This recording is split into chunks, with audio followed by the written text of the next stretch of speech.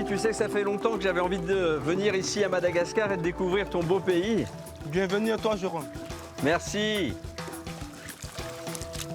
C'est vraiment tellement beau.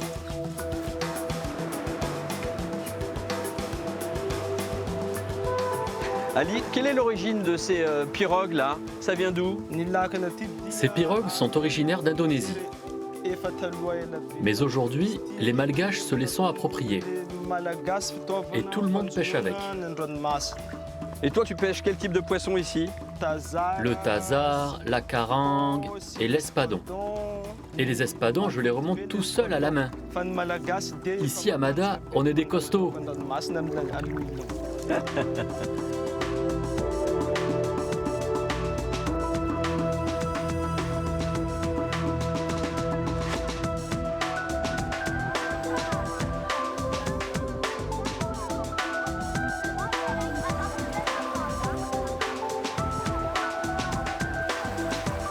Salam Jamila. Bonne tarde, Jérôme.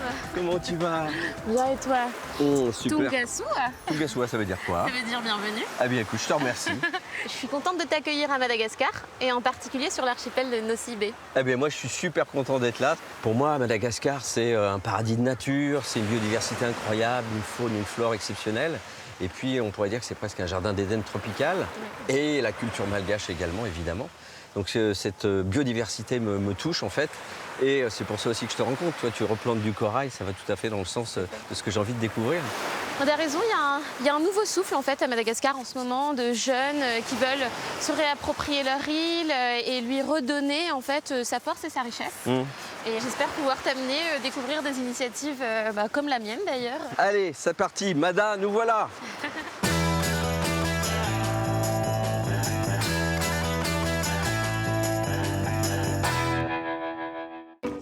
Jérôme Pitorin découvre celle qu'on surnomme l'île rouge.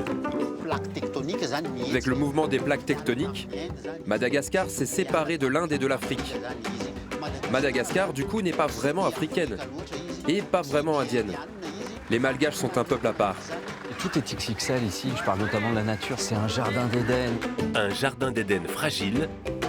Ici, on connaît très bien ce que c'est le changement climatique. La période sèche, elle s'allonge et les cyclones deviennent de plus en plus violents. Aujourd'hui, les produits de la pêche ont diminué. Alors, avec le village, on commence à replanter la mangrove. Qui peut compter sur les jeunes générations. Je suis venu vous montrer comment prendre soin d'un jardin et de l'environnement. On leur enseigne des techniques biologiques, comme ça ils peuvent les ramener à la maison. Madagascar, c'est aussi un doux parfum qui flotte dans l'air. Le mot ilang-ilang, il veut dire fleur des fleurs. Ah oui, ça promet de très beaux parfums, parce que c'est la destination finale souvent de cette plante. Et des traditions dans les assiettes. Ici, j'ai vu la bosse du zébu, qui est super gras, mais qui est super bon. En voilà un déjà cuit. Ça fait tellement longtemps que je voulais apprendre à cuisiner le koub. Une échappée surprenante et naturelle. Je vais mettre beaucoup de temps, c'est pas grave. Il y a un horaire, ça ferme à quelle heure la distillerie? Bienvenue à Madagascar.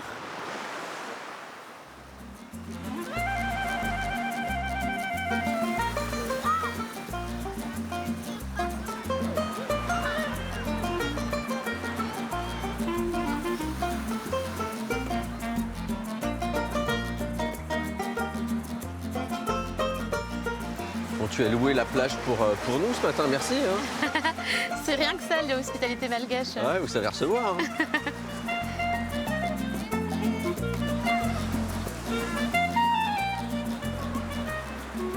Comment a commencé l'aventure Corail? Quelle est la genèse du projet en fait? Je suis née ici, dans une famille d'entrepreneurs qui ont toujours été proches de la nature. Ma mère, elle a créé une entreprise de poissons d'aquarium, et puis mon père, un parc zoologique et une ferme de corail, dont l'utilité était d'exporter les coraux dans les aquariums étrangers. D'accord. Et en 2020, tout s'est accéléré. Mon père est décédé malheureusement cette année-là. Je suis désolé. j'ai repris avec mes frères cette entreprise. Et on a voulu redonner un nouveau souffle en créant une entreprise qui allait plutôt être au service de la biodiversité plutôt que de continuer en fait à exporter pour le loisir. D'accord, oui, parce que ça restait dans des aquariums, donc ça ne servait pas vraiment à la nature en direct en fait. C'est ça, exactement. Et qu'il participe à régénérer nos océans et du coup à redonner des poissons, de la vie sous la mer. Bon allez, je t'amène en ville? Allez, on va faire un petit tour.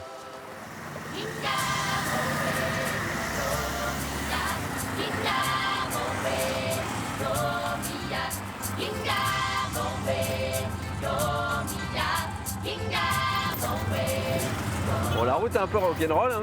Ouais, très cher. C'est pays comme on dit.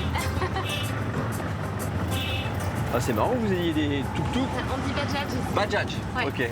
Parce que ça, c'est plutôt en Asie.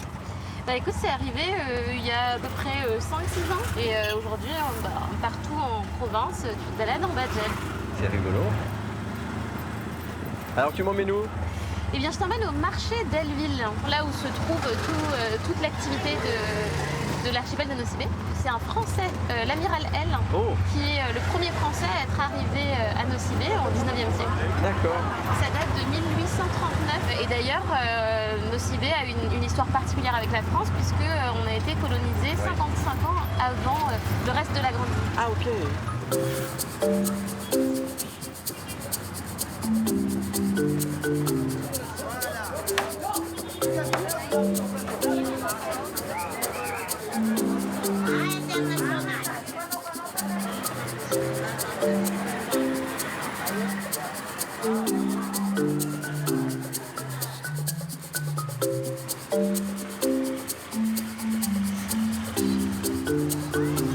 Alors là, on est au Bazar B.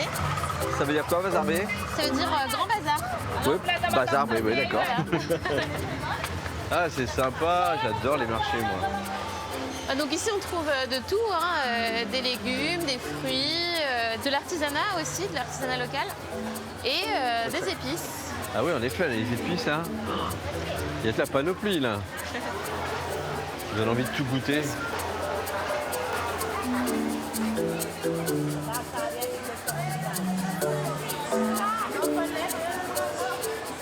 Alors, on va tester tes connaissances dans les spécialités malgaches. Voilà, Tara. Voilà, ça. Alors, spécialité malgache. Bon, c'est pas très compliqué. Elle nous tend les bras, là, cette vanille magnifique. Donc ça, c'est un peu le produit emblématique. Ça veut dire qu'il y a du cacao, café. Ouais, tout à fait. Bon, si je suis un peu observateur, il y a quand même quelques poivres aussi. Ouais, alors, est-ce que tu connais le poivre sauvage? Ah, pas du tout. C'est tout simplement du poivre qui est collecté sur des arbres qui ne sont pas d'élevage. Ah, c'est plus petit grain, hein. Ouais, c'est très fort en goût et en odeur. Comment on choisit bien sa vanille, dis-moi? Alors, bah déjà, si tu la prends plutôt sèche comme celle-ci, mais alors pas trop non plus. En fait, tu vas sentir l'odeur, à l'odeur, si elle est bonne. Ah ouais, elle est bien celle-là. Oula. Ouais, ça sent bon, hein? Oh, c'est concentré, j'adore.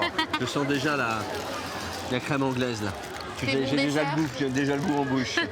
Quel prix pour tout ça, madame? Dites-moi. Un bon prix, attention, hein. 80 000 arias. 80 000 arias. C'est un bon prix? C'est un bon prix. Alors, si c'est un bon prix, à peine 20 euros. 20 euros. Hello. Au revoir. Allez. T'es content? Ah, je suis très content, là. Alors, cette fois, je t'emmène dans un endroit magique. Ah. Où il y a beaucoup moins de monde. Ok.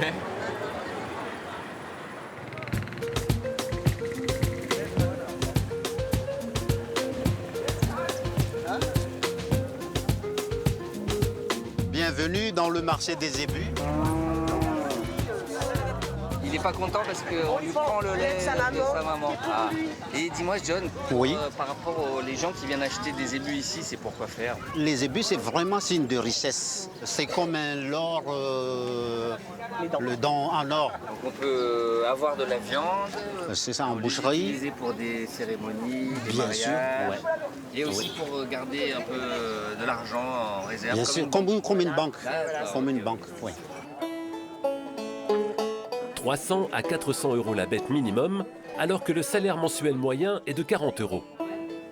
Il y a vraiment une ambiance de Far West avec ce bétail Et puis ces gens là qui ont des chapeaux avec des grandes cordes, comme s'ils avaient des lassos. Le marché des ébus, Annie. Le marché est ici, car il y a de l'eau pas loin, pour que les bêtes s'abreuvent et mangent. Et puis c'est à côté du canal, où toutes les marchandises et tout le monde circulent entre les deux rives.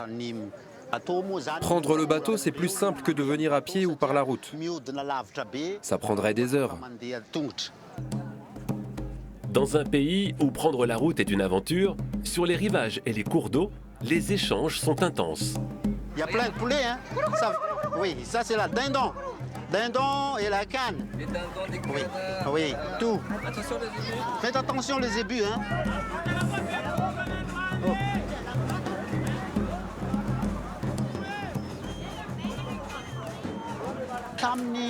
Ce port a toujours été un lieu d'échange, à l'époque des pirates déjà. Des Indiens, des Africains, des Swahili, des Français, des Anglais venaient y faire du troc. Le commerce se faisait avec des esclaves qui étaient échangés contre des biens importés. Bienvenue au bord. Merci mon capitaine.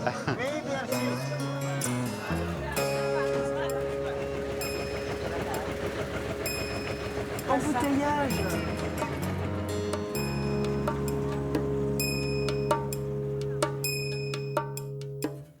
Là, il y a plein de rizières. Juste derrière, là, il y a deux maisons pilotis.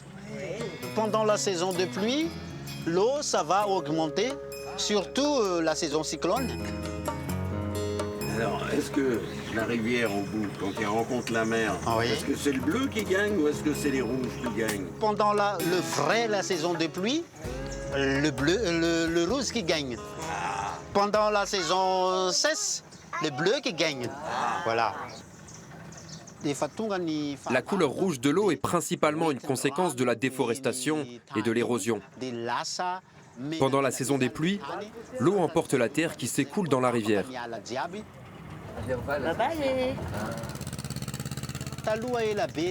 Il y a très longtemps, tous les continents étaient attachés. Puis avec le mouvement des plaques tectoniques, Madagascar s'est séparé de l'Inde et de l'Afrique. Madagascar, du coup, n'est pas vraiment africaine et pas vraiment indienne. Les Malgaches sont un peuple à part.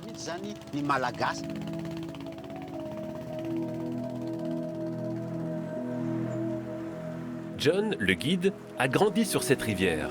Son père y était topographe. Avec le réchauffement climatique, il l'a vu s'élargir.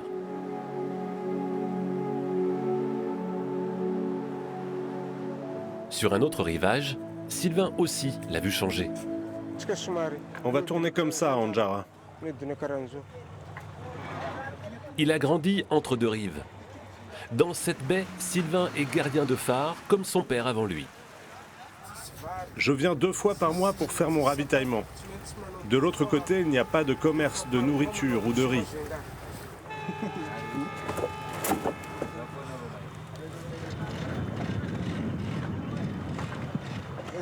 Ça, c'est des barres de glace, car on n'a pas d'électricité de l'autre côté.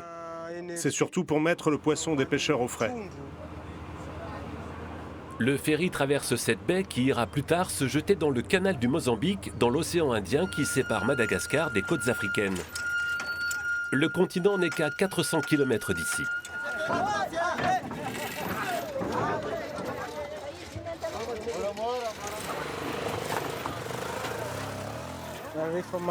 Ici, tu as intérêt à être pilote et mécano, car tu es tout seul sur la route. Tu dois te démerder.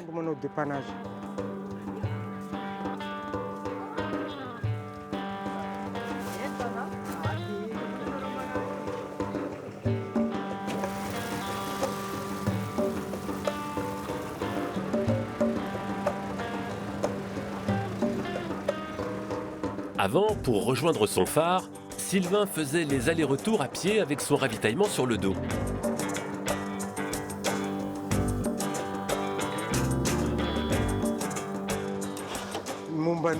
Les énergies renouvelables ont vraiment changé notre vie en brousse. Avant, on ne buvait jamais de boissons fraîches.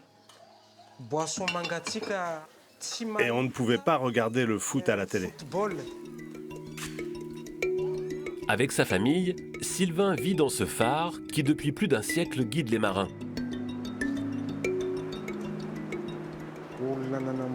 Le phare a été construit par Gustave Eiffel, celui qui a construit la Tour Eiffel à Paris.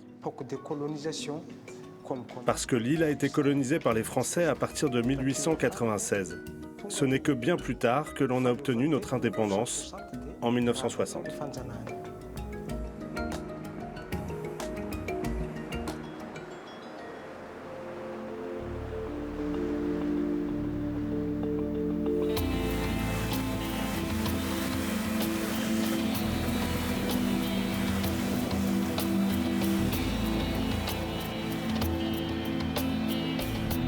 L'île que tu vois là, c'est Moussiansor. T'as vu comme c'est beau? Ah ouais, c'est très beau.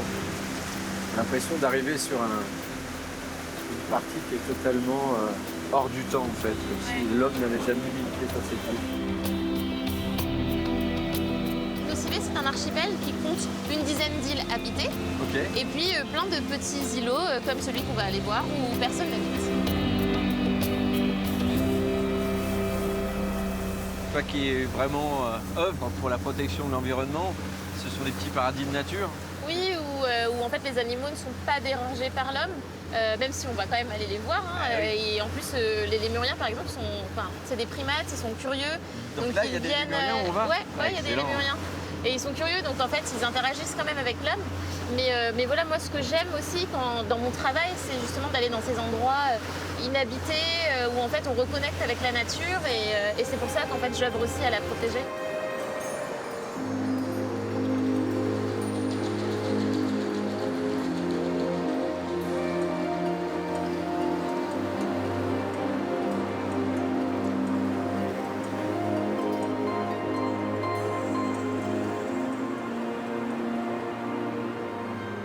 On va aller voir nos copains. Parti.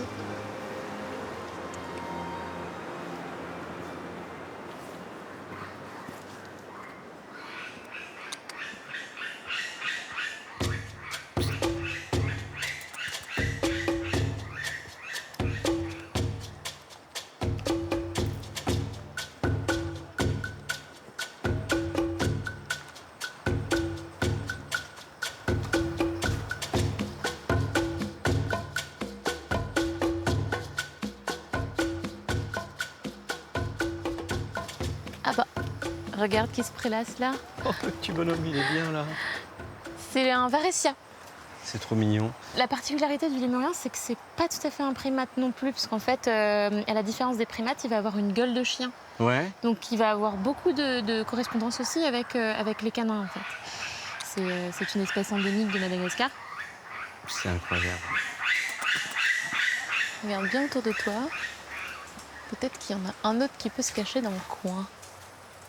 Ah bah attends, j'en vois un autre là-bas. Oh, il est tout blanc celui-là. Et celui-là, c'est le sifaka à tête noire. Ce que j'adore en fait dans cette espèce-là, c'est qu'ils se placent un peu comme, enfin ils se tiennent vraiment un peu comme des humains. Et puis de temps en temps, quand tu viens l'embêter un peu, il va suivre ton regard et t'as l'impression qu'il est en train de te juger, tu vois.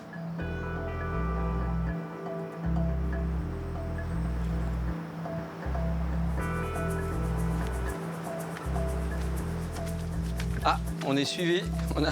On a des copains qui nous suivent. T'as vu? T'as vu, c'est drôle. T'as vu comme ils ont les yeux clairs? Ouais. En même temps, ils ont le droit de nous observer. On ne fait que de les observer. On est une espèce étrange aussi. Hein. Ils sont curieux de nous voir. Enfin, Jérôme, c'est ton jour de chance. Pourquoi? En fait, il y a 3 espèces sur cette île. Et on a la chance de voir une famille de la 3e espèce. Ah oui. C'est un câlin familial, c'est trop chou. On est dans un dilemme, en fait. C'est l'enfant qui est à l'intérieur de nous a envie de s'approcher, tu sais, presque de le caresser. Ouais. Et l'adulte raisonné dit non, il faut respecter un espace. Parce qu'on est chez eux, quoi, quand même. Hein. C'est vrai, mais en même temps, c'est vrai qu'ils ont on dirait des peluches, quoi. Leur pelage est tellement beau, soyeux, on a envie de les caresser, les câliner. Mais effectivement, ça reste des animaux sauvages, donc voilà, faut leur laisser la place. Ouais.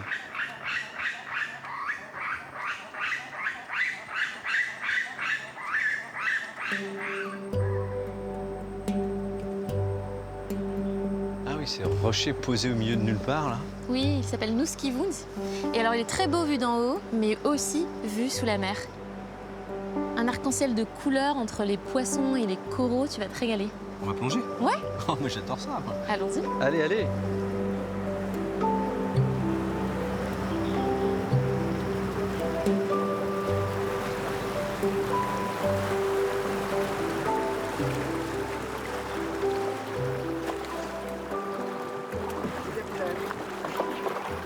La zone où on est, c'est une zone sur laquelle tu as replanté du corail avec ton entreprise?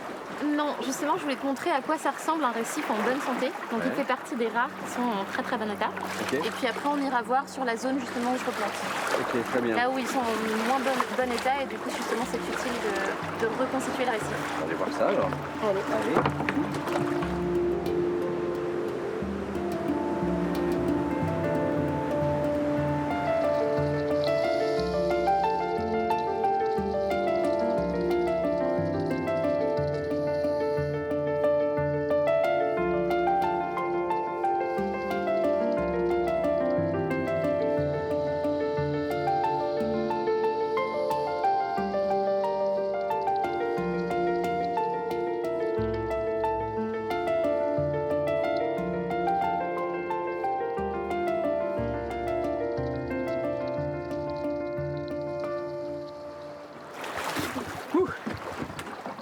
Alors, t'en as pensé quoi? Ça fait chaud au cœur de voir un massif comme ça corallien avec autant de variétés, plein de poissons, donc plein de vie. Ce que tu as vu là, si la température de la terre et donc de l'eau augmente trop longtemps et de manière trop élevée, ils risquent de disparaître. Parce que les coraux, comme tu as vu, c'est un tout petit espace. Hein. C'est 0,2% de la superficie de la terre et pourtant ils abritent 25% de la biodiversité marine. Donc c'est hyper important pour nous de les protéger, que ce soit pour notre vie mais aussi pour la leur et pour la biodiversité. Ouais. Donc ton travail est précieux, ta mission est précieuse. Et tu m'as dit que tu m'emmènerais voir l'endroit où tu as replanté. Exactement. On peut y aller là? C'est par là. On revient sur l'île d'Anta.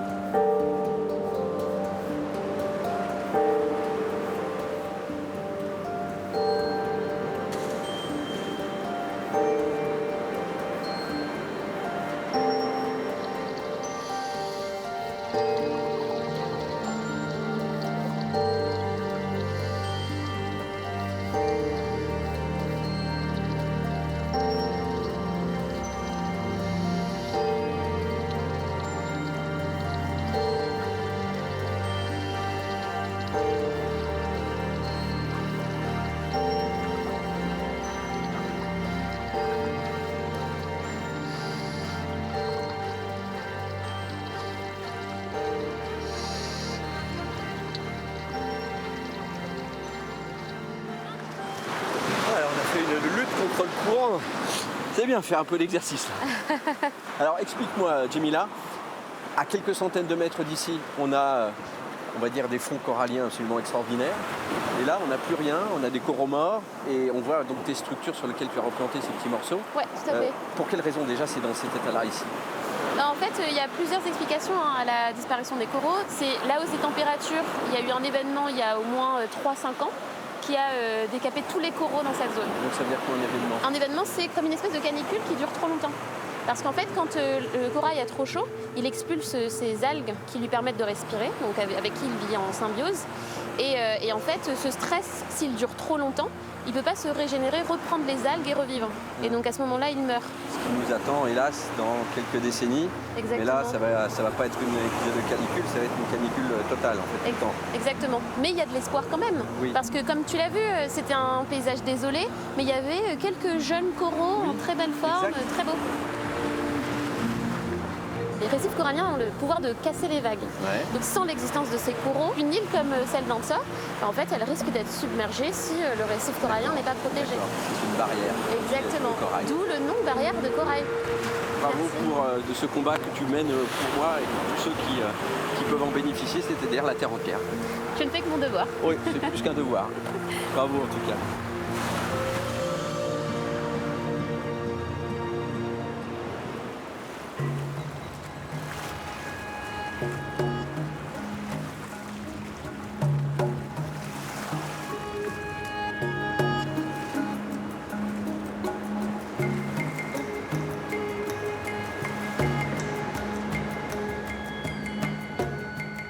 On les met ensemble et je tire direct. Oui, moi je pagaille et toi tu tires. Quand j'ai commencé à pêcher, avec des filets de 200 mètres, on ramassait de 100 à 200 kilos de poissons par jour. Parce qu'il y avait encore beaucoup de mangroves. C'est dans la mangrove que les poissons viennent pondre. Ensuite, parce qu'il y a eu plus de chômage, plus de gens sont venus à la pêche et il y a aussi eu plus de gens qui se sont mis à couper la mangrove pour faire du charbon de bois et gagner leur vie. Aujourd'hui, les produits de la pêche ont diminué. Alors, avec le village, on commence à replanter la mangrove.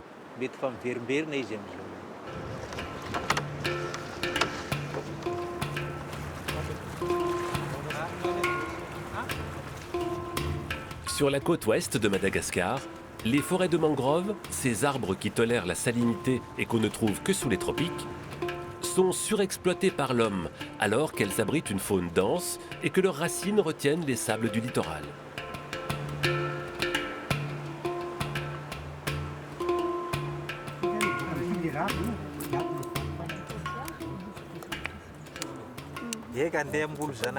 On va aller replanter de la mangrove.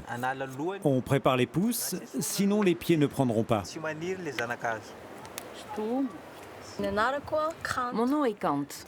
Je suis chercheuse, je fais une enquête sur les usages et les relations qu'ont les communautés locales avec la mangrove. Tous les produits que vous prenez dans la mangrove, c'est pour votre usage personnel ou c'est pour les vendre? On prend des crabes, du bois sec ou du bois pour faire des maisons et des pirogues. Certains font du charbon, mais on n'en fait pas le commerce.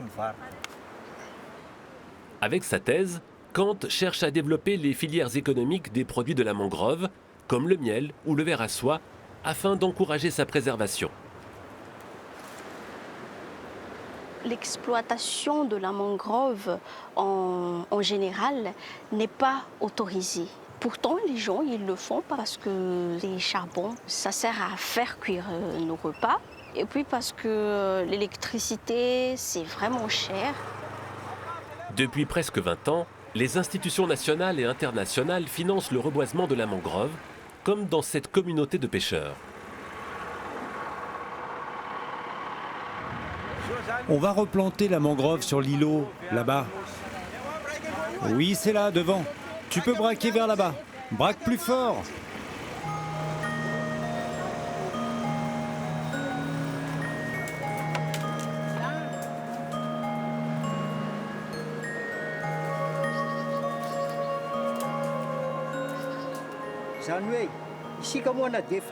Même si nous avons l'habitude de planter, je répète la méthode. Il faut bien respecter un espacement de 1 mètre entre chaque plant.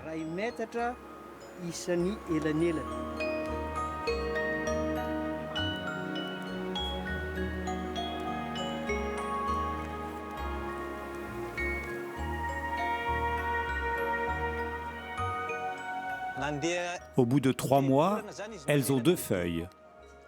4 au bout de 6 mois. Et après 2 ans, elles ont leur taille adulte. Comme autour de nous. Depuis le début du reboisement, le nombre d'îlots de mangroves a doublé dans cette zone. Actuellement, pour impliquer les gens dans la protection de la mangrove, les ONG vont indemniser la population locale pour replanter. En tant que chercheur, je pense qu'on devrait changer ce mode de fonctionnement. Il faut que ce soit une volonté qui vient de chacun. Si on ne fait rien, on va subir les conséquences. Les mangroves pourraient à l'avenir atténuer l'impact des cyclones que Madagascar subit déjà.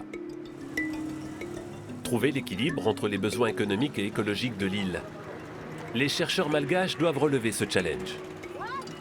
Beaucoup de gens vivent aussi de la commercialisation du charbon. Il y a une augmentation de cette exploitation parce qu'il y a beaucoup de migration climatique, c'est-à-dire des gens qui viennent du sud de Madagascar. Une partie très sèche, il n'y a pas beaucoup de choses à manger. Donc ils viennent ici pour chercher du travail. Pour trouver une alternative viable, les chercheurs travaillent sur des charbons bio à partir de déchets végétaux.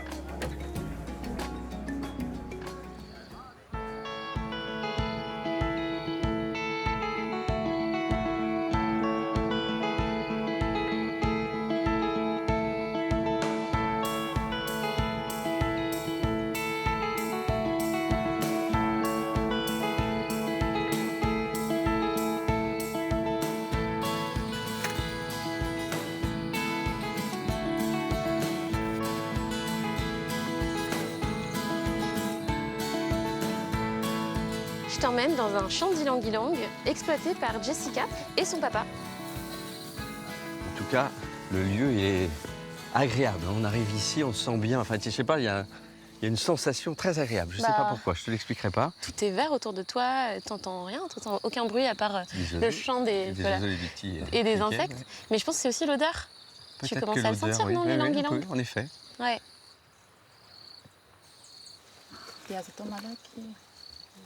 Salut Jessica. Salut Jemila. Ça va? Ça va, oui. Et toi? Bien, bien, merci. Enchantée. Enchantée Jessica. Merci de nous accueillir. Alors ici, Jérôme, c'est une entreprise familiale. C'est la plantation de Fragrant Garden. C'est une société qui est dans l'huile essentielle d'ylang.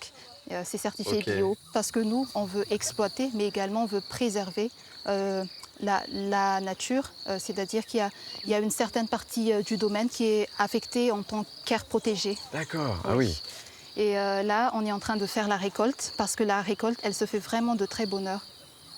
Voilà Sarah, mesdames. Voilà Sarah. Il est tôt, mais il fait chaud. Je comprends qu'on commence la cueillette de bonne heure. J'aimerais bien être comme ces femmes, porter ce maquillage de protection. Ah, tu parles du Masungswan? Oui. En fait, c'est du bois de santal que tu frottes sur une pierre et mélangé avec un peu d'eau et ensuite on le recouvre sur le visage. Ça fait protection solaire, mais c'est aussi un signe de beauté. Oui, le maquillage, j'ai vu ça notamment à Mayotte. Dans certaines cérémonies, les femmes portent ça aussi. Oui, on partage ça en fait dans toute la région nord-ouest de Madagascar et ça monte jusqu'aux Comores, à Mayotte. Ouais. C'est en face, hein. Bah ouais, c'est l'île d'en juste à face. côté. Alors tu me montres, Jessica, à quoi ressemble cette fleur d'ylang-ylang? Oui. Alors ici, on a déjà des fleurs qui ont été récoltées. Ouais. Il faut que le cœur soit rouge, c'est-à-dire la base des pétales. Et c'est comme ça qu'on détermine la maturité de la fleur. Et ensuite, on va distiller cette... Oui, et ensuite, on va la distiller pour extraire l'huile qui se trouve dans les pétales. On peut la sentir? Oui, bien sûr. Ah oui, ça sent déjà bien. C'est très bon. Oh oui. Le mot ylang-ylang, il veut dire fleur des fleurs. Ah oui. D'ailleurs, la fleur a donné son nom à Nosy Be, puisque même si elle n'est pas endémique d'ici, Nosy Be se fait appeler l'île au parfum, du fait de la présence de tous ces champs. Ça promet de très beaux parfums, parce que c'est la destination finale souvent de cette plante, de faire des parfums, notamment pour la parfumerie française, je crois. Il y a le parfum que portait Marilyn Monroe, qui s'est vraiment basé sur l'huile essentielle d'ylang-ylang. Et même jusqu'à maintenant, la marque continue toujours à utiliser cette huile dans ses autres créations. D'accord. Oui. Alors Jessica, je vois uniquement des femmes à la cueillette. Pour quelle raison? En fait, pour récolter la fleur, il faut une main vraiment délicate. Alors c'est pour ça qu'on a assigné les femmes à la récolte. Nous, les hommes, on n'est pas délicats, c'est ça, hein? Vous êtes un peu... Un peu. J'ai trouvé le contraire. Tiens, montre-moi comment on fait.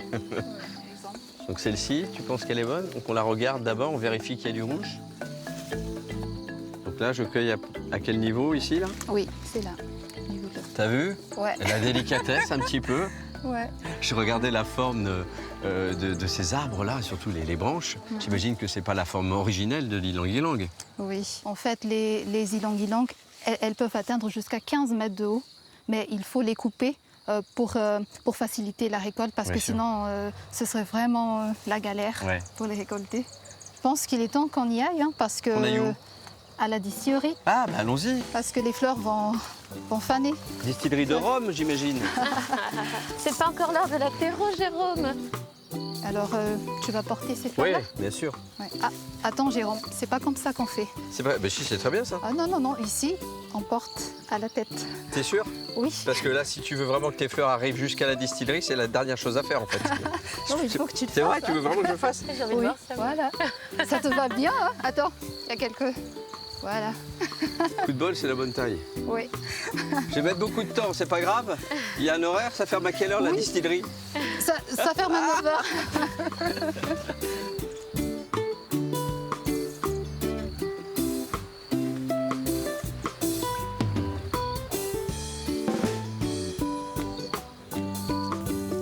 Ça va, Jérôme? Oui, ça va, bah, tu vois, je gère. Waouh! Pour être recruté, regarde. T'es un pro maintenant, hein? Ah, je sais. C'est le talent.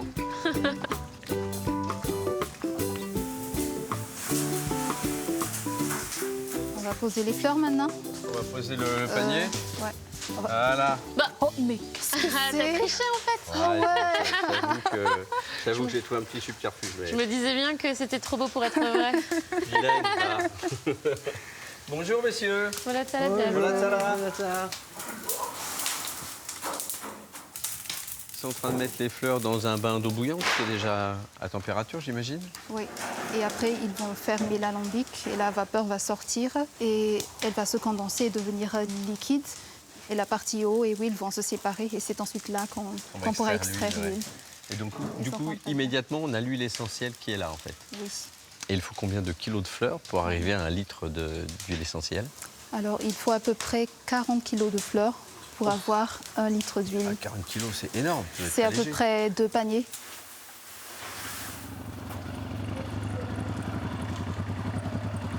Je pense que c'est mon père que j'entends là, c'est sa moto.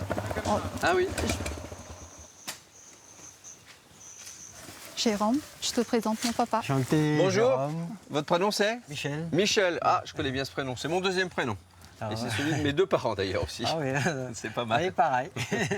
Alors Jemila m'expliquait que c'était une entreprise familiale, donc je suppose que vous travaillez ensemble. On a commencé l'exploitation en 2009. Ok. Ah oui. Au départ, c'était 25 hectares et maintenant, on est arrivé à 100 hectares d'Ilang. Jérôme, oui. je te donne un cadeau.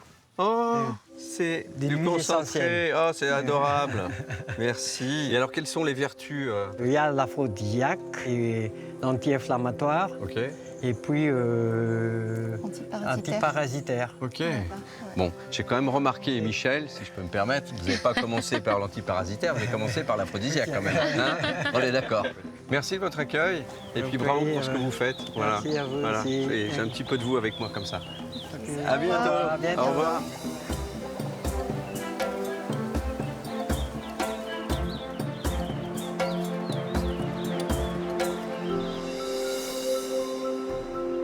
Bon, c'était vraiment chouette, hein. Moi j'en ai pris plein les yeux et franchement je trouve que ta démarche elle est inspirante parce qu'elle montre le chemin à suivre, celui qu'on doit tous suivre à notre échelle pour pouvoir essayer de protéger notre planète Terre. Et alors c'est quoi la prochaine étape pour Corail et pour toi? Eh bien, déjà de pouvoir ouvrir une deuxième nurserie dans le sud de Madagascar, dans la barrière de corail. Et ton rêve ultime, alors, ce serait? D'être partout en Afrique et de réussir à protéger et régénérer les 17 000 km² de récifs coralliens. Et aussi, de manière plus générale, aussi les écosystèmes marins. Donc, aussi de la mangrove, les herbiers. Ouais. Bon, je ne doute pas qu'avec ta ténacité, ton talent, tu arrives à faire un maximum, en tout cas. Voilà. Et j'espère, moi, pouvoir y contribuer dès que ce sera ouvert aux particuliers, surtout. Ah tu seras le premier au courant. Je suis certain d'une chose, c'est que ta maman et ton papa, où ils se trouvent, eh bien, ils sont très fiers de toi. Merci, ça me touche ce que tu dis. À toi, à Corail, à Mada. Santé.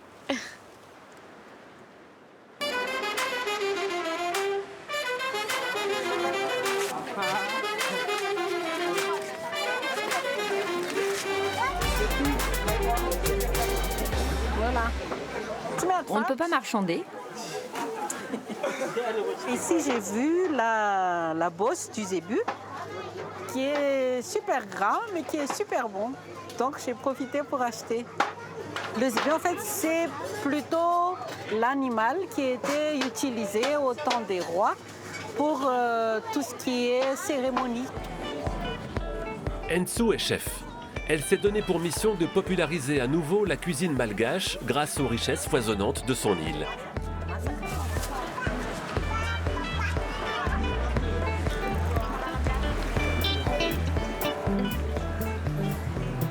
Ça, je laisse cuire et mijoter ici. Le zébu, plus il est fin, mieux c'est. Après, on dirait que tu manges du nuage, quoi. Tu manges du nuage.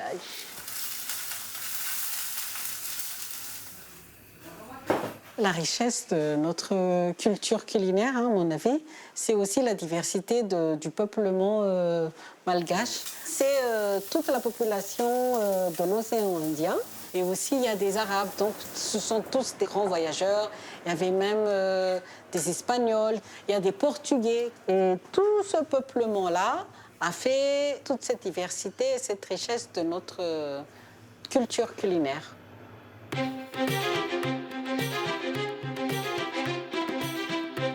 La chef nourrit sa cuisine de ses recherches. Elle parcourt l'île en quête des recettes emblématiques de toutes les ethnies. Elle a entrepris cette collecte le jour où elle a tenu en main le menu de mariage d'un Premier ministre en poste au XIXe siècle. Il parlait de quoi dans le menu de mariage? Que des plats inspirés par la cuisine française. Et moi, ça me fend le cœur qu'on va perdre notre culture, étant donné que je suis une passionnée de cuisine. À Madagascar, la culture s'est souvent transmise oralement avec peu d'écrits.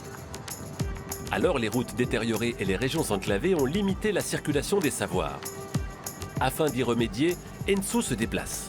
Aujourd'hui, elle a rendez-vous pour apprendre à cuisiner le koub, un dessert des hauts plateaux au centre de l'île.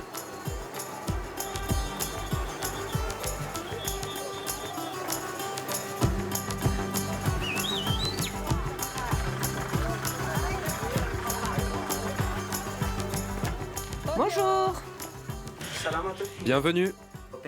Aujourd'hui, je vais vous apprendre à faire le koub, chef. Oh, c'est pas rien. Ensuite, on prend un mélange de sucre et de farine d'arachide. Quelle quantité?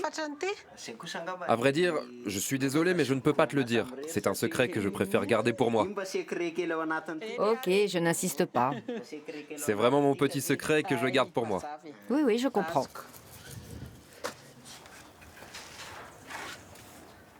On plie vers le haut.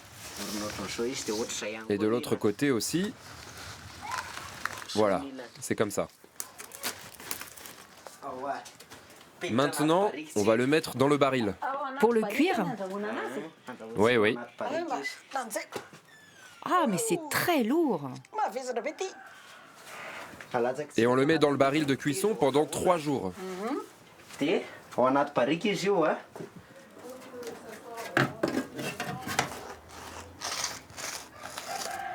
En voilà un déjà cuit. Oh, je suis tellement contente. Merci beaucoup. Ça fait tellement longtemps que je voulais apprendre à cuisiner le koub.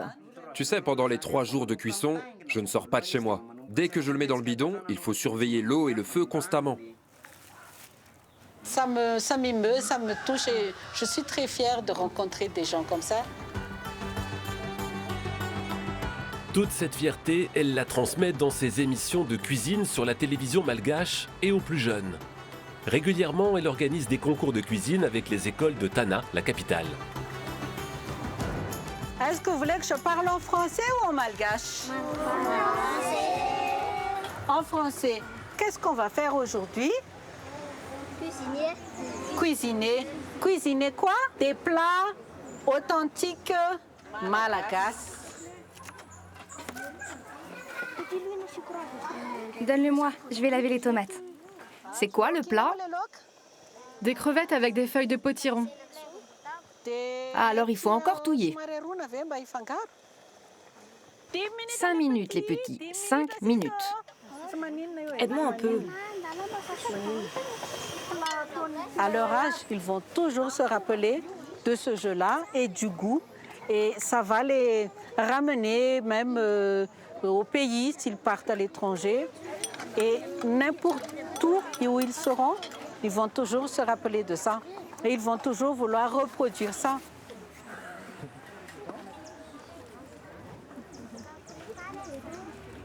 Tu diras à ta maman que j'ai beaucoup apprécié la recette et que tu lui dis que la chef a piqué la recette pour son restaurant. Merci les enfants.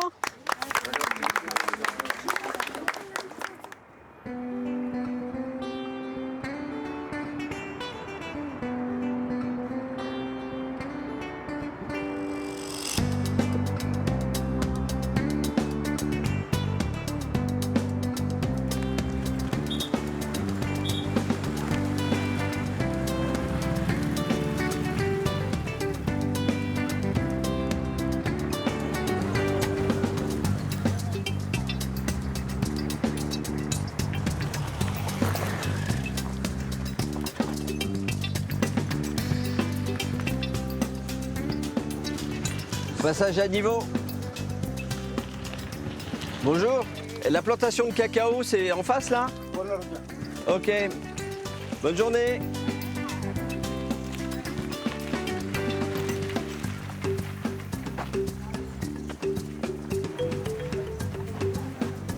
Bonjour Jérôme. Tiens, Nirine. Bienvenue à la plantation Mava. Merci. Alors, comment ça a été la route alors? C'était entre les montagnes russes, c'était un peu Paris-Dakar, mais c'était très agréable parce qu'il y a une voûte végétale en fait avec les plantations qui fait qu'on est à l'ombre tout le temps. Et puis voilà, on fait un petit peu ça. Mais c'est rigolo, c'est rigolo. Ça fait partie de l'aventure. Exactement, exactement. Bon, ici c'est une plantation uniquement de cacao, tu vois?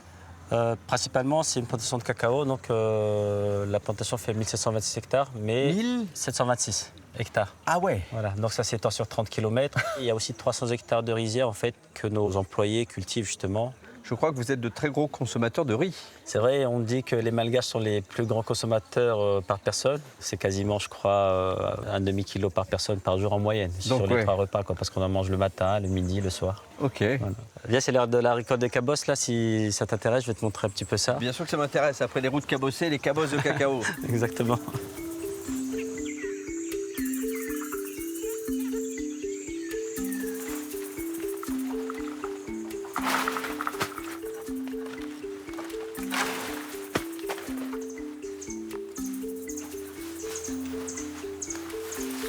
Voilà ça. Voilà ça et... J'essaie de les repérer, il faut avoir l'œil. Hein. Voilà, il y en a une là. Alors, c'est un garçon, une fille? Oh, à mon avis, ils sont plusieurs. Hein.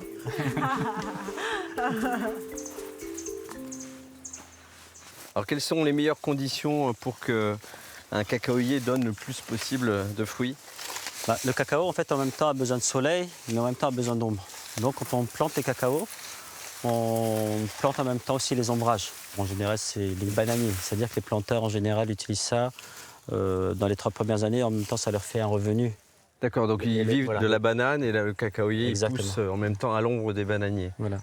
Ce qu'il faut éviter, surtout sur les plantations de cacaoyer, c'est les ébus ou les vaches en fait, qui traînent, parce que le fruit pousse sur le tronc. Lors de la floraison, si la vache vient se frotter à ce tronc-là, il n'y a pas de fruit après. Ok, voilà. D'accord. Après, on a quelques insectes, mais comme on traite en bio ici, en fait, on peut utiliser par exemple du piment. En fait, du piment? Oui, il y a des manières comme ça de traiter de manière naturelle, en fait, comme un insecticide naturel. D'accord, très bien.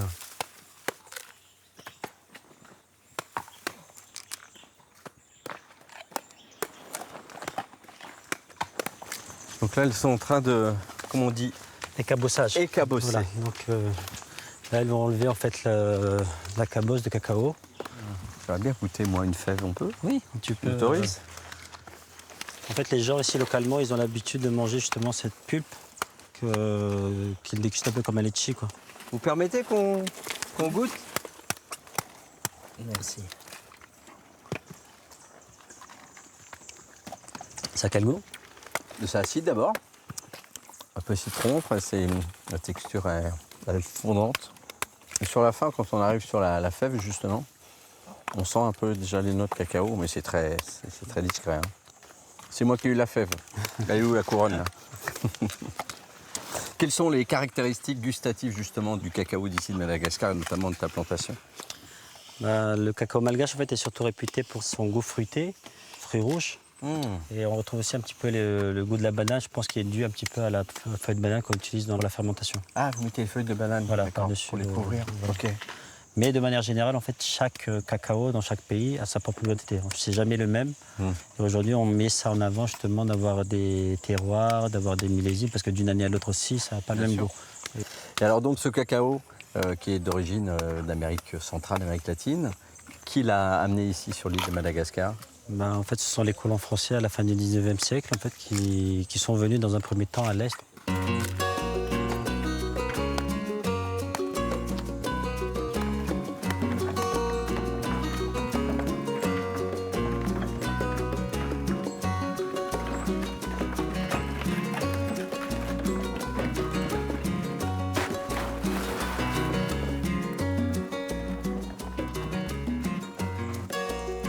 Jérôme, ça me ferait plaisir de te montrer maintenant une belle demeure qu'on a sur la plantation. Ah, avec plaisir. Donc maison coloniale, de style colonial, mais en dur celle-ci, hein. Elle est dans son jus comme on dit. En fait, ce bâtiment a été fait en 1909, l'exploitation date de cette époque. Et aujourd'hui, je suis en train de le retaper en fait, pour faire une chambre d'hôte et essayer vraiment de retrouver son originalité. Voilà. Génial. Ah oui, tu as gardé vraiment l'architecture initiale. Oui, là, en fait, on a vraiment fait l'effort de ramener un petit peu des antiquités de Madagascar. Je chine un peu à gauche, à droite, dans les brocantes ou quelques antiquaires à Tana. Là, par exemple, ça, ce sont des assiettes que j'ai ramenées là, dans un conteneur il y a 3 semaines. Oui, il y a marqué Madagascar, en effet, avec, on imagine, les colons français dans la région. Je les vois bien casqués et armés. C'est des pièces, historiques. Hein. Et cette maison, en fait, beaucoup de gens sont vraiment unanimes en fait, de dire que c'est une des plus belles maisons bâties de la région, en fait. Donc, lui redonner une âme, ce serait vraiment un bon accomplissement pour moi. On n'a toujours pas goûté ton chocolat, par contre.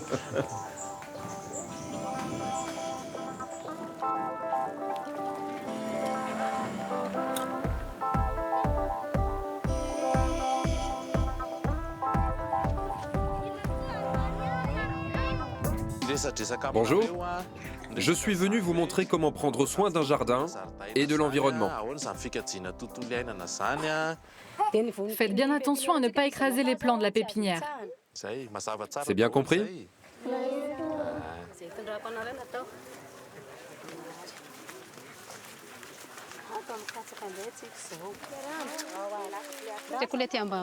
Ici, on est dans une commune rurale. C'est des enfants de paysans. On leur enseigne des techniques biologiques, comme ça ils peuvent les ramener à la maison. Et puis ça leur fait une pause dans les leçons. Ça les détend. À quoi servent les plantes? Elles rejettent quoi? De l'oxygène. Oui, de l'oxygène. Ils participent au cycle de la pluie. C'est un projet aussi qui aide aussi bien les élèves que la communauté villageoise à apporter leur contribution à la préservation de l'environnement. Ici, on connaît très bien ce que c'est le changement climatique aujourd'hui, qui se fait beaucoup sentir dans la production maraîchère. Là, depuis quelques années, on constate que la période sèche, elle s'allonge et pendant la saison cyclonique, les cyclones deviennent de plus en plus violents. Anza est paysan. Dans plusieurs écoles de la région, il installe des jardins potagers comme celui-ci qui alimentent la cantine scolaire.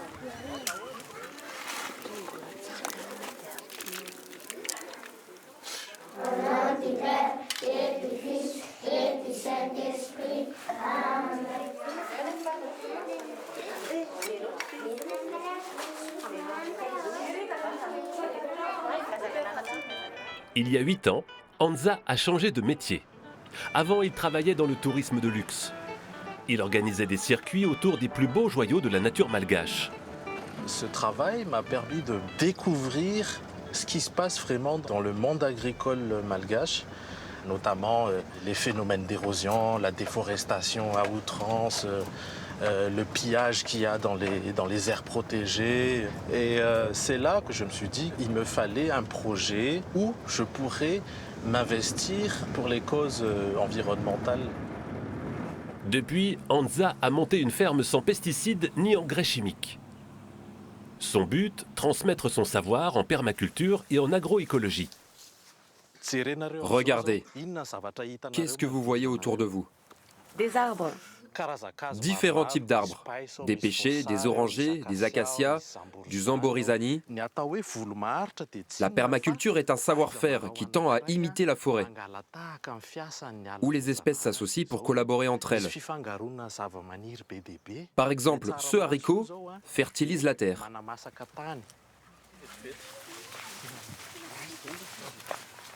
Il n'y a pas longtemps, on nous a parlé de la révolution verte dans les années 60-70 où on a tellement vulgarisé la chimie parce qu'au fait, on était dans un souci de nourrir le monde.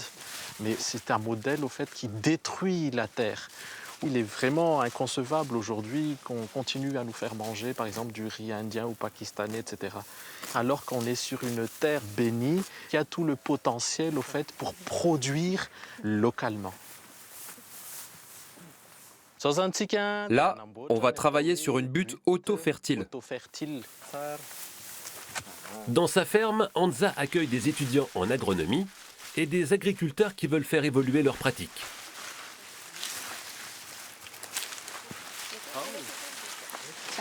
Il faut en mettre un peu par là. Avant, quand j'utilisais la chimie, je gagnais de l'argent plus rapidement. Mais depuis que je cultive en bio, je remarque que la croissance des produits est plus lente. Mais les récoltes sont plus importantes. Cette technique est vraiment très bien pour la culture du manioc. Planté à 45 degrés, parce qu'en poussant, les racines auront plus de place. Les jeunes n'osent pas s'investir dans les métiers agricoles et l'élevage, car les gens dévalorisent les agriculteurs. Et on pense que la filière n'est pas rentable. J'ai choisi l'agriculture car il y a de l'insécurité alimentaire dans le pays. Et on importe trop.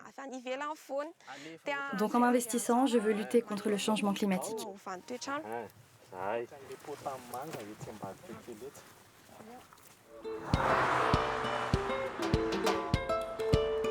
80% des Malgaches travaillent dans le secteur agricole.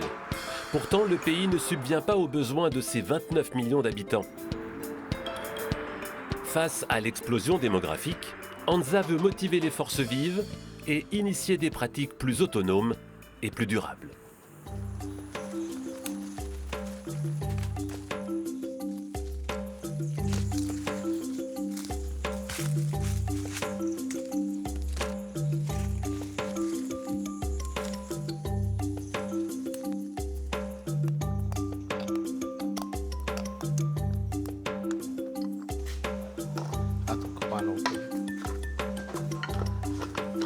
Bonjour. Jérôme, la laine. Bonjour. Enchanté. Bienvenue. Enchanté. Bonjour. La laine, en fait, c'est un grand ami qui est l'un des chefs les plus reconnus de Madagascar, pour ne pas dire le plus connu de Madagascar. En tout cas, aujourd'hui, c'est quelqu'un qui est l'ambassadeur un petit peu de tous les produits malgaches. Et c'est pour ça qu'on travaille vraiment main dans la main, quoi. Vous savez qu'on a un pays béni de Dieu, on va dire. On a tout sur terre, sur le ciel, dans la mer. C'est un pays exceptionnel. Je profite de cette richesse-là. C'est pour ça que je suis toujours à Madagascar. Profiter de tout ça et mettre en valeur, faire connaître ça au monde entier. Alors, qu'est-ce que tu as prévu comme recette? Parce que je vois ton chocolat fondu, là. Je fais comme si je ne l'avais pas vu, sinon je vais mettre la tête dedans. Je vais faire une mousse au chocolat.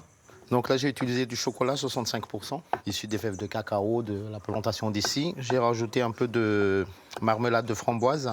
Donc là, je profite de tous les produits en fait, de la ferme. Et donc, ça va être une recette sucrée?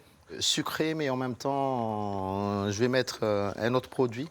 D'accord, c'est quoi, si on peut savoir? C'est le caviar de Madagascar. Pardon? Le caviar de Madagascar. Tout à fait. Mais du vrai caviar ou? Du vrai caviar. C'est le premier caviar en Afrique. Là, actuellement, c'est parmi les meilleurs caviars du monde et qui est très, très connu maintenant dans le monde entier. Voilà. Ah oui, c'est très inventif. Et alors, sans être trop indiscret, mais quel est ton parcours, toi? Tu viens d'une famille de restaurateurs? Pas du tout. Mon père est gendarme, ma mère est couturière. Au début, je me suis caché de mes parents, puisqu'ils ne voulaient pas du tout que je devienne cuisinier. Ouais. À Madagascar, les parents, ils rêvent qu'on devienne docteur, Oui, bien avocat, ou voilà. Donc ça n'a pas dû être facile de te cacher. Si ton père était policier, il devait Bah, jamais enquêter. moi, j'ai quitté la maison avec les cartables, je cache les cartables dans les buissons et après, je vais à l'apprentissage. Ah, génial. Voilà. Mais maintenant, bah, ils en sont fiers, je ne me cache plus.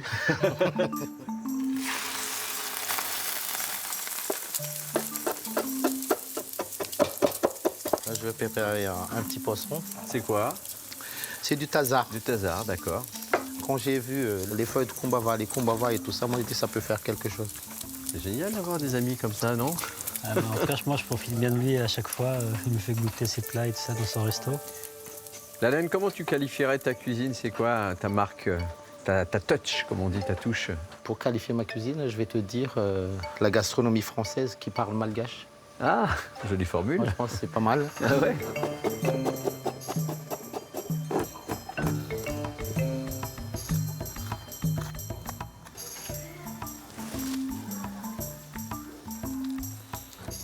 Je regoute encore. Je trouve que tu goûtes beaucoup, hein, chef. Hein. Un chef doit goûter. Ouais, ouais. Obligatoire. Moi, je vais mettre un peu des crevettes.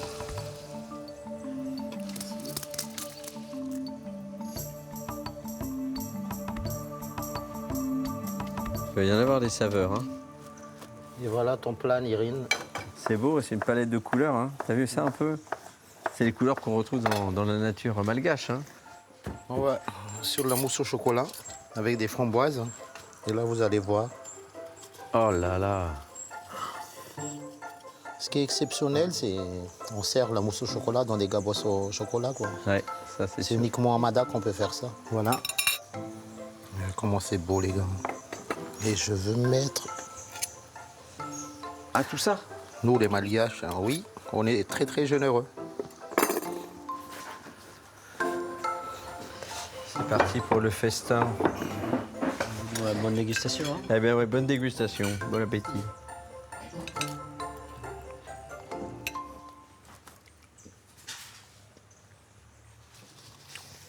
Déjà, il y a plein de textures différentes, donc ça, c'est vraiment très agréable. Il y a une attaque très sucrée, acide, et derrière, il y a les poivres et la girofle et tout ça qui viennent un peu redonner un côté salé. C'est original et c'est gourmand, en fait. Tu vas être perdu, mais encore plus. Avec ça? Avec ça. Ah.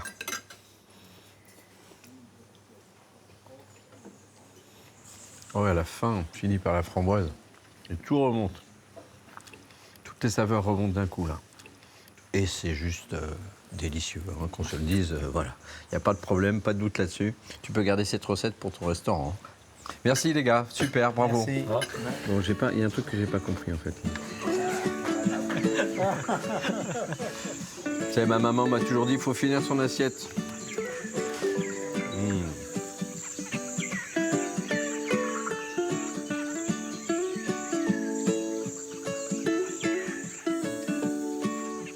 Bon, on a bien mangé là pour aujourd'hui là. Ah, je crois que là, je ne vais pas manger ce soir. Un petit peu de sport, je pense que ça va te faire plaisir. Du sport? Ouais. En fait, je voulais te montrer un projet qui me tient à cœur. Ouais. Ah, il y a un terrain de foot au milieu de la plantation, dis donc. T'as un super terrain là, dis donc. On est au milieu de la plantation et on a un terrain digne de ceux qu'on peut trouver, j'imagine, dans les grandes villes ici ou même en France, quoi.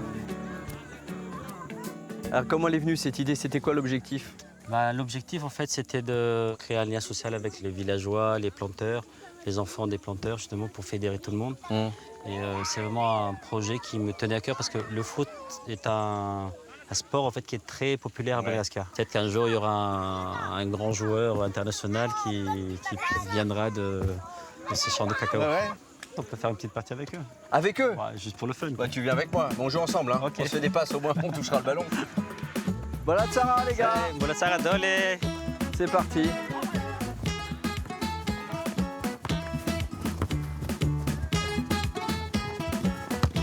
Oh, pas but! On a un très très bon attaquant là. Bravo.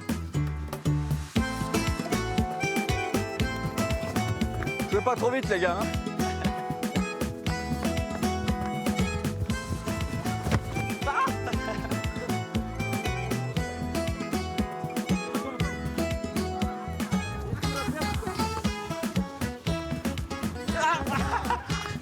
Hop.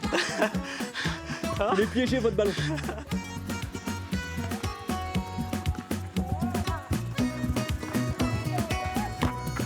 Ouais, Nirine, bien joué. Ah, super. Bravo les gars, bravo. Merci, ça va. J'espère vous voir un jour sur les terrains du monde entier, dans les grandes équipes. Et bravo à toi Nirine, déjà pour ton but. Merci. En 2 pour ton cacao qui fait un chocolat absolument délicieux. Et puis en 3 aussi pour cette initiative que tu as pour les enfants des villages, de la plantation. En regardant en tout cas les sourires qui sur le terrain, ils sont très heureux et épanouis et bravo pour ça. Non, bah, merci à toi surtout d'être venu. Hein. Oh, c'était pour venir manger du chocolat, hein, je ne me fais pas prier. Par contre là j'en ai éliminé un petit peu quand même. Bah, c'est bien. Merci vous aussi. Ouais, je t'en prie, allez. Merci pour tout.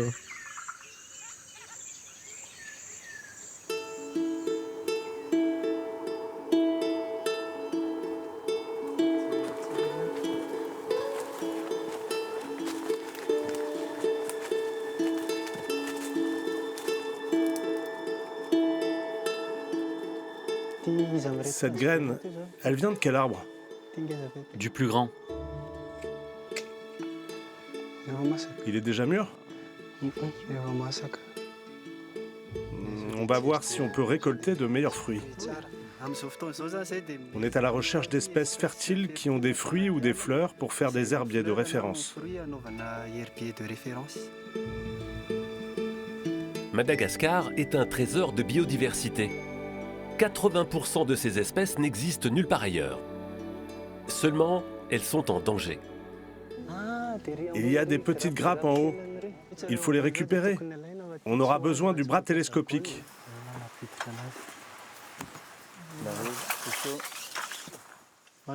On collecte ces graines car récemment la moitié de cette forêt, la forêt d'Ankafobé, a brûlé. Grâce à ces graines, nous produirons des plants dans notre pépinière afin de restaurer la forêt. Il est urgent d'agir car à Madagascar, la plupart des forêts sont abîmées par la déforestation et le défrichement. C'est notre devoir à nous, les jeunes, de préserver la biodiversité.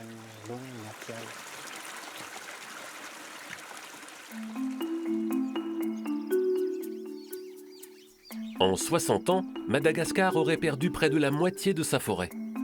Chaque année, l'île perdrait environ 200 000 hectares. Avant de devenir une savane, ce plateau était recouvert de forêts éparses.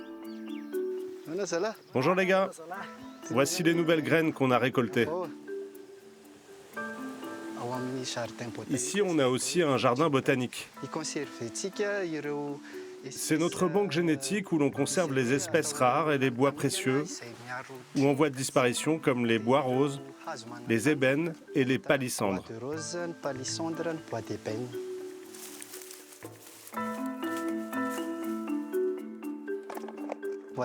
C'est un bois d'ébène qui a une grande valeur car il est en grand danger. Il a été découvert pour la première fois ici en 1926, mais on ne l'a retrouvé qu'en 2023. Pour celui-là, on devra attendre 20 à 30 ans avant de disperser ces graines dans la nature.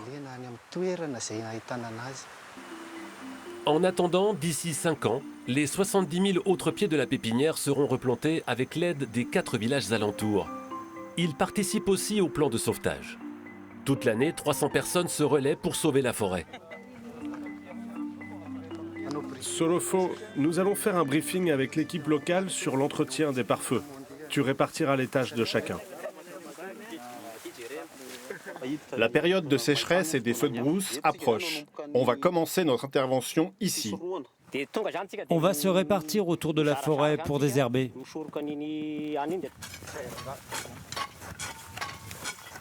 De nombreuses causes sont à l'origine des feux de brousse non maîtrisés. Il y a les charbonniers qui font du charbon, la culture sur brûlis et les feux accidentels de la route qui passent à côté. Beaucoup de taxis-brousses s'arrêtent, des camions en panne aussi qui font des feux pour préparer à manger. Il y a aussi les voleurs de zébus qui brûlent le sol pour effacer leurs traces. Et les feux politiques, car ici la population exprime son mécontentement par les flammes. Dégagez les herbes de ce côté et non vers l'intérieur de la forêt. Ça risque d'alimenter le feu sinon.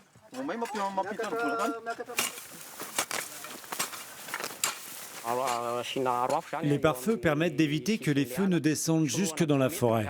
On désherbe 2 bandes de 2 mètres de chaque côté. Ensuite, on brûle ce qu'il y a à l'intérieur des 2 bandes. Si on ne faisait pas ces feux précoces, où les herbes sont grandes, les flammes seraient beaucoup trop hautes et incontrôlables.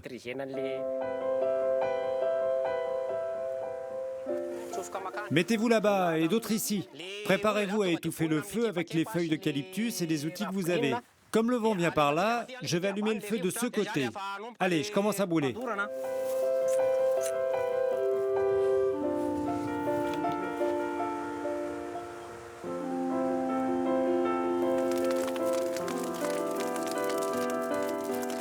J'observe un changement de mentalité parmi les membres de ma communauté. Ceux qui autrefois brûlaient ou exploitaient illicitement la forêt ont arrêté car ils voient les conséquences de la destruction de l'environnement sur leurs pratiques agricoles. La forêt d'Ankafobé garde l'humidité qui donne de l'eau à nos villages.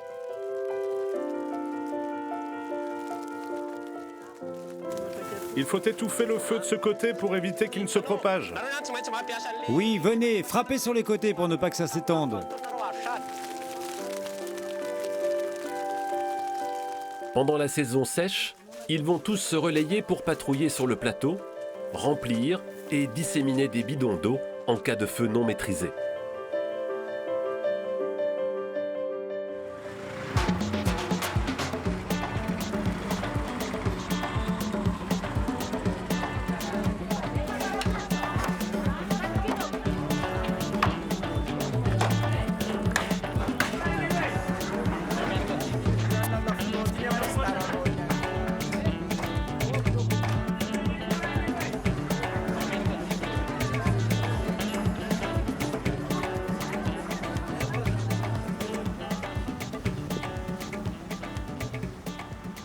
Je trouve ça à la fois improbable et très amusant de se retrouver dans une 4L ici à Madagascar. Excusez-moi, ça fait combien de temps que vous êtes taxi avec une 4L comme celle-ci? Ça fait 2 générations là, de mon père et après c'est à moi. C'est à peu près depuis 30 ans là. Effectivement, il y a eu beaucoup de 4L à importer ici à Diego. Et la grande majorité des taxis étaient des 4L jusqu'à très récemment. Pour moi qui suis plus âgé que toi, ça me rappelle des souvenirs. Je crois que mes parents ont une 4L, il me semble. Dans notre gauche, l'Alliance française. Ah, c'est ça? Voilà. Parce que l'Alliance française, c'est où tu travailles, toi? Là où je travaille, Tu as ton activité à l'Alliance française et il y a aussi l'association. Exactement. Qui dit Percu. C'est ça. Alors, qui dit Percu, c'est quoi? Raconte-moi un petit peu. Qui dit Percu, c'est une association qu'on a créée il y a 4 ans, en 2019. Pour répondre au fait qu'il n'y a pas d'activité ici ou très peu d'activités pour les enfants en dehors de l'école, donc pas d'activité extrascolaire. Vous êtes là pour élever les enfants, leur apprendre des choses. C'est ça. À travers la musique notamment. À travers la musique, très bien. À travers le jardinage, le cirque. Unis dans la diversité, c'est un des slogans de l'association. Combien de ta voiture? Salut.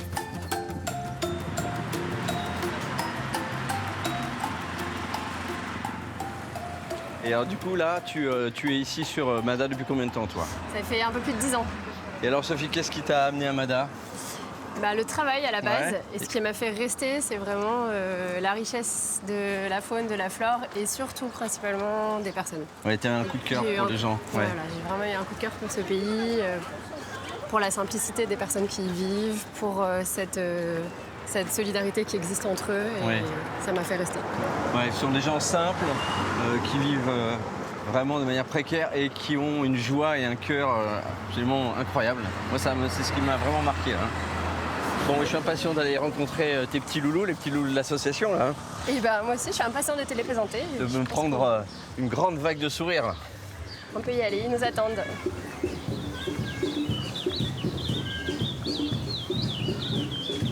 Bienvenue. Voilà, tada! Oh là, quel accueil! Que d'énergie! Voilà. C'est génial! Quel lieu extraordinaire! Merci. Basse, basse, tonique, tonique. Ok. Donc ça c'est l'atelier qui dit percu. Qui dit percu, donc percussion. Qui dit percu, dit percussion. Percussion, voilà. où les enfants sont en train de répéter pour le petit concert qu'on va faire cet après-midi. Il y a un concert à Ramen. organisé, génial. On tape toujours au milieu et le djembé c'est toujours incliné vers l'avant. Stéphano, qui est mon compagnon et le président de l'association Kidzi Percu. Enchanté Stéphano, Jérôme. Enchanté Jérôme. Donc là c'est l'atelier, qu'est-ce que tu leur fais faire en ce moment? En ce moment on apprend les notes de base de la percussion. Ok. Et en même temps on va apprendre un nouvel rythme qui s'appelle Begin. Ah la Begin, ah oui, la Begin. La Begin, oui. Oui, mais c'est avec plaisir, après la visite, tu rejoins nous. Mais avec grand plaisir, j'aime beaucoup ça. Bon bah à tout à l'heure Stéphano. À tout à l'heure.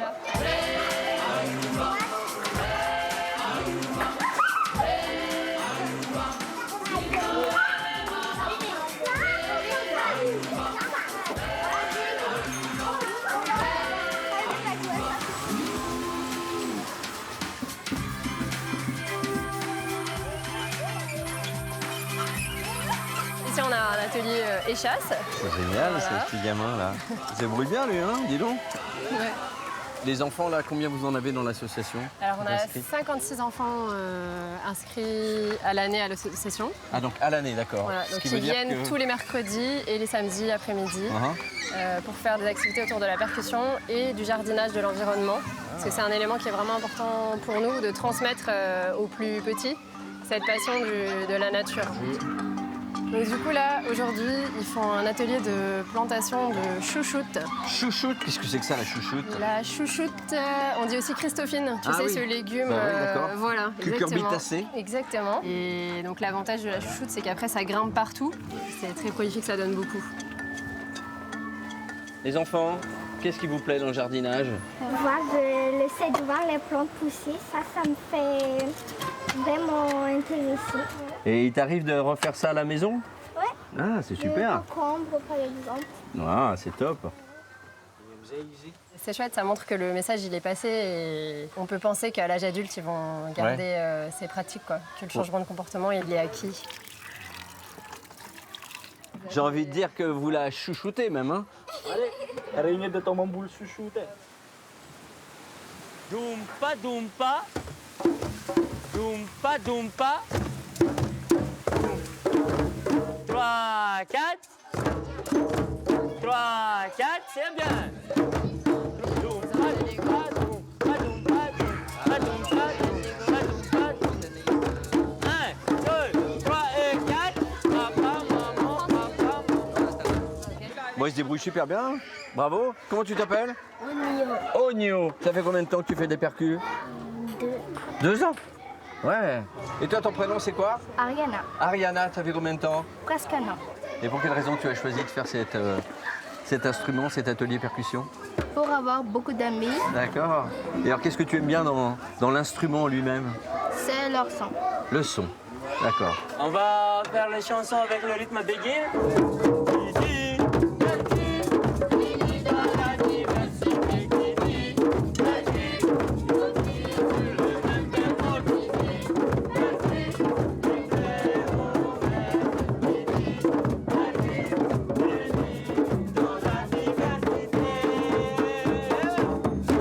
Bravo!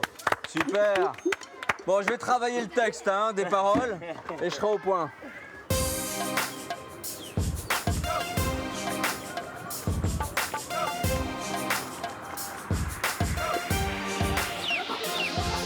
Toc toc.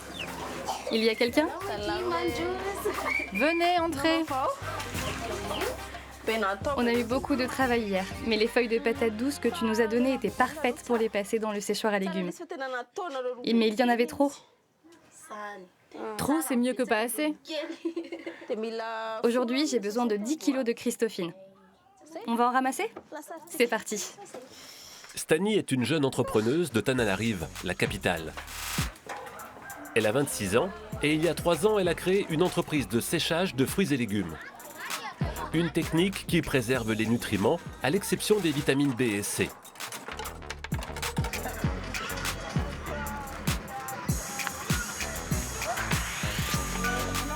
Bonjour, grand-mère.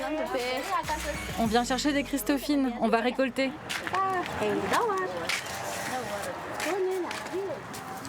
J'ai l'impression que c'est glissant.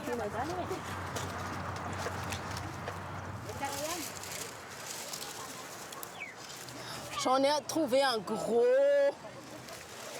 J'en ai un. Aujourd'hui, je veux lutter contre le gaspillage alimentaire et la malnutrition. Parce que, en fait, Madagascar est une très grande île qui produit des centaines de milliers de fruits par an. Et ces fruits-là, on les jette partout, surtout quand les producteurs ne savent pas où les vendre ou quand on a beaucoup trop pour le marché. Alors qu'effectivement, on pourrait les sécher et les envoyer dans les zones où les gens meurent de faim.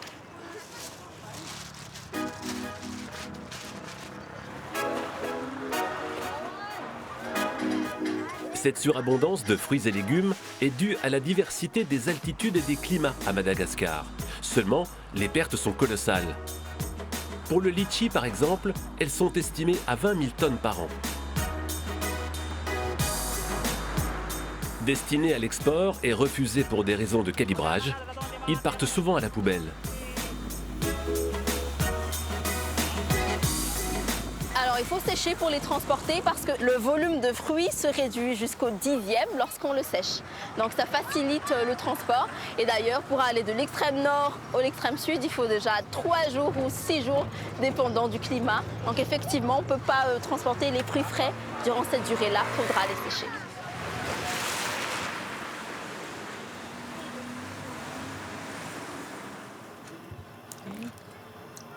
Voilà. Ça fait mal aux doigts. Ici aujourd'hui, c'est à la fois notre atelier de production, mais ça me sert également d'appartement. Au tout début, il y avait encore ma mère et ma sœur qui habitaient avec moi. Elles ont dû déménager. Par contre, toutes les trois, on dîne ici le soir avant qu'elles rentrent. J'ai dû faire de la place pour l'atelier. Il y a un petit lit superposé, donc je dors en haut. Mais en bas, il y a le stock de fruits et légumes. Les kakis sont prêtes, on va pouvoir les sortir du séchoir.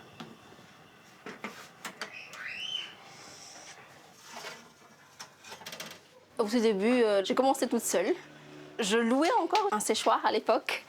Et puis, je demandais aux producteurs de gingembre d'à côté de me donner les gingembre à crédit. Là, maintenant, j'ai déjà 2 employés qui travaillent avec moi. Donc, ça va beaucoup mieux côté financier pour le moment. Comme Stani, les jeunes sont nombreux à vouloir entreprendre par eux-mêmes. La population malgache est l'une des plus jeunes au monde. 2/3 des habitants ont moins de 25 ans et plus de 80% de la population gagne à peine 2 € par jour. À Madagascar, c'est très difficile d'entreprendre et d'innover, de 1, parce qu'il n'y a pas d'études pour ça, ni à la primaire, ni collège, ni même à l'université.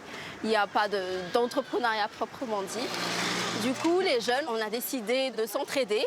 Donc, il y a la génération de ceux qui ont déjà entrepris il y a 2-3 ans, qui aident, qui mentorent ceux qui viennent ou qui veulent se lancer dans l'entrepreneuriat. Par exemple, moi, au tout début, un agriculteur a été mon mentor et lorsque j'ai eu 2-3 ans d'expérience, j'ai commencé à, moi aussi, mentorer des jeunes.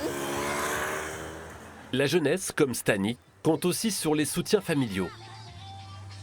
Aujourd'hui, c'est Pâques, un jour de fête où les générations se réunissent pour célébrer la fin de la saison des pluies.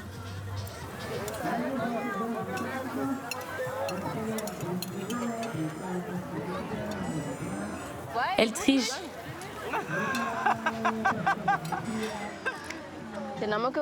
Tu sais, maman, en ce moment, j'ai des gens qui m'aident à vendre avec des publications Facebook. Ma livraison de mercredi, c'est grâce à une amie. De voir la génération de Stani, ça me donne de l'espoir. Je suis fière de Stani. Dans la rue, quand on marche, il y a des jeunes qui la connaissent et qui l'appellent. Tu ne nous connais pas, mais tu nous inspires. J'encourage encore ces jeunes à aller de l'avant, ne pas se laisser faire par la corruption qui est un énorme problème à Madagascar. Et je les encourage vraiment. Stani inspire la jeunesse. Cet hiver, elle a représenté Madagascar dans un salon de l'innovation à Berlin.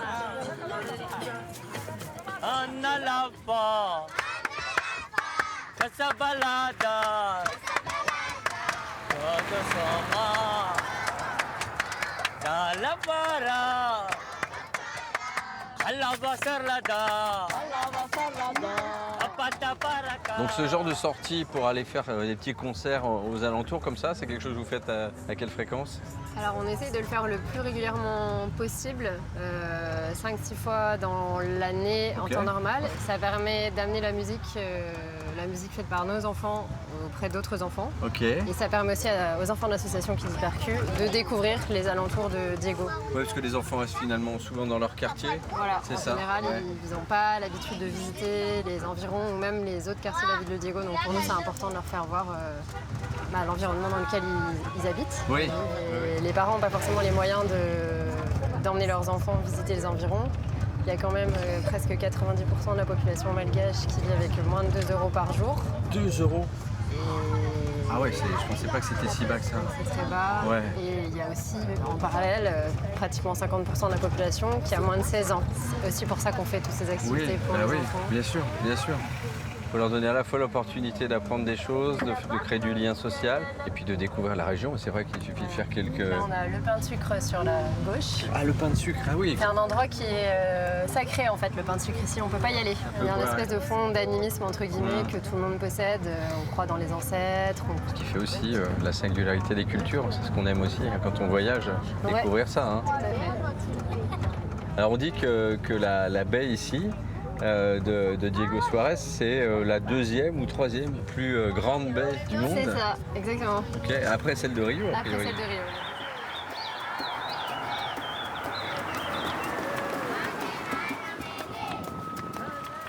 Il est bien ton chapeau, toi, dis donc, là. Il est bien ce chapeau, tu me prêteras, hein. Oh là là, comme c'est beau! Allez!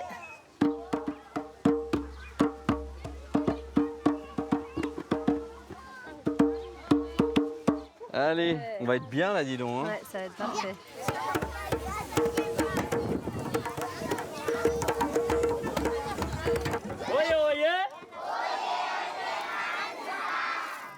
Prêt?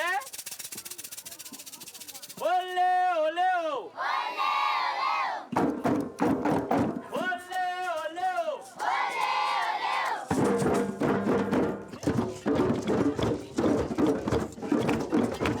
Après 4, papa, maman! 1, 2, 3, 4!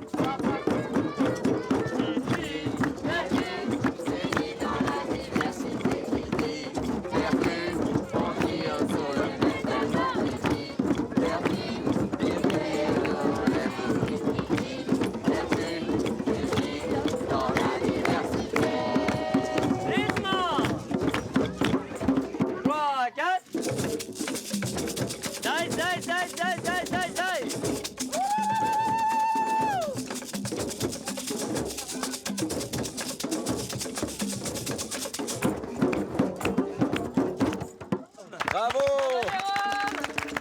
Bravo les enfants!